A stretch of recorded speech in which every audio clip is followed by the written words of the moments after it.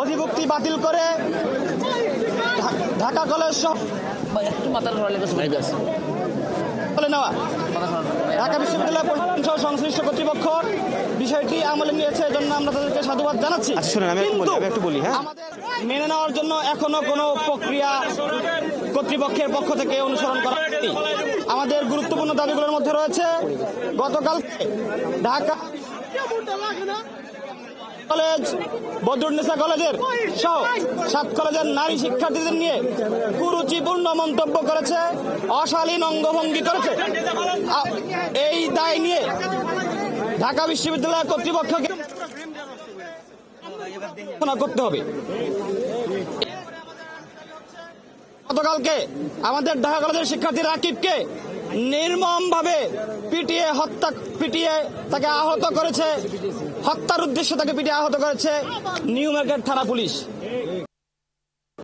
থানার ওসি তাদেরকে আগামী 24 ঘন্টার মধ্যে প্রত্যাহার করে ক্ষমা প্রার্থনা না করে তাহলে ঢাকা কলেজ সহ 7 কলেজের সামনে থেকে অনির্দিষ্টকালের জন্য ঢাকা বিশ্ববিদ্যালয়ের বাস সহ কোনো যানবাহন চলবে না।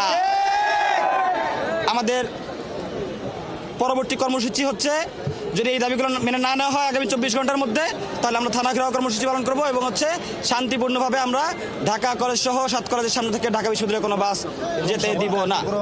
আমরা প্রত্যাশা করছি এই 24 ঘন্টার মধ্যে সরকার কর্তৃপক্ষ তারা আমাদের সাথে যোগাযোগ করবে, বিষয়টা অফিসিয়ালি মিটমাট করবে। আমরা কোনো সংঘাত চাই না, ঢাকা বিশ্ববিদ্যালয়ের শিক্ষার্থীদের সাথে আমাদের কোনো সংঘাত নেই। আমরা মূলত একটি প্রশাসনিক জটিলতার বিরুদ্ধে দীর্ঘদিন ধরে আন্দোলন করে আসছিলাম, কিন্তু তারা আমাদের কথা আমলে নেয়নি। এই জন্যই আমাদের এই কর্মসূচি।